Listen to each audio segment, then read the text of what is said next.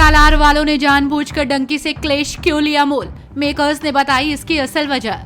सालार को डंकी से या डंकी को सालार से है डर, आखिर किसकी डूबेगी नैया, किसकी लगेगी पार। क्या हुआ था जब KGF 1 टकराई थी शाहरुख की जीरो से, पता चल गई शाहरुख के डर की असल वजह। प्रशांत नील और प्रभास की फिल्म सालार पार्ट 1 सीज फायर 22 दिसंबर को रिलीज होने जा रही है। उससे एक दिन पहले शाहरुख की डंकी सिनेमाघरों में उतर रही है। दोनों की क्लैश से बॉक्स ऑफिस कलेक्शन पर असर जरूर पड़ेगा।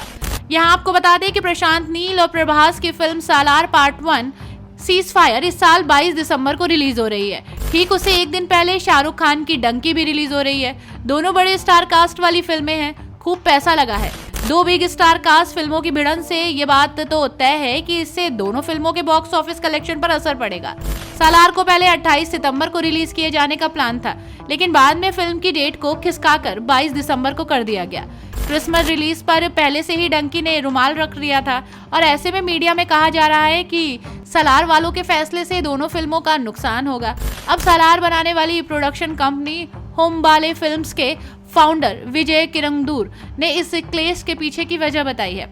हाल ही में विजय ने बॉलीवुड हंगामे के साथ बातचीत की। इंटरव्यू के दौरान उन्होंने बताया कि फिल्म अब रिलीज होने को तैयार है, बस फिल्म में कुछ छोटी मोटी चीजों पर काम करना बाकी है। पहले कहा जा रहा था कि एक्स्ट्रोलॉजी के चलते सालार को सितंबर से खिसकाकर दिसंबर में रिलीज किया जा रहा है, लेकिन विजय के मुताबिक ये बातें बेमानी थी।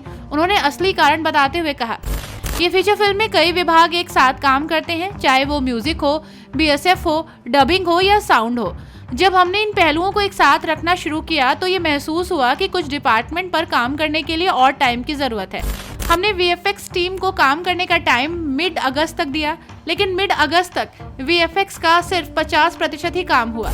तभी हमने सोचा कि हमें फिल्म की रिलीज को थोड़ा और टाइम देना चाहिए। 28 सितंबर को सालार को रिलीज करना मुश्किल नहीं था। प्रशांत ने हमें बताया कि उन्होंने फिल्म का फर्स्ट वर्जन भी नहीं देखा है। भले ही उन्हें फिल्म का फर्स्ट कट मिल गया हो, लेकिन फिर भी उसमें बदलाव की गुंजाइश रहती है और उसके लिए समय चाहिए। हमने सोचा कि फिल्म को सितंबर 2023 से मई 2024 के बीच की किसी डेट पर रिलीज किया जाए।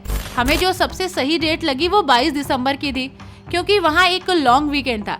हालांकि और भी बॉलीवुड फिल्में और अन्य भाषाओं की फिल्में एक ही समय में रिलीज हो रही हैं, फिर भी हमने सोचा कि 22 दिसंबर से 1 जनवरी तक 10 दिनों की छुट्टी है।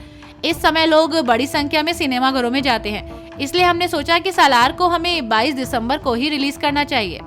सालार को प्रशांत नील ने डायरेक्ट किया है। प्रशांत नील इससे पहले KGF चैप्टर 1 और KGF चैप्टर 2 भी बना चुके हैं। ये दोनों फिल्में 2018 और 2022 की ब्लॉकबस्टर फिल्मों में से एक हैं। सालार में प्रभास के साथ पृथ्वीराज सुकुमारन और श्रुति हासन जैसे कलाकार नजर आएंगे।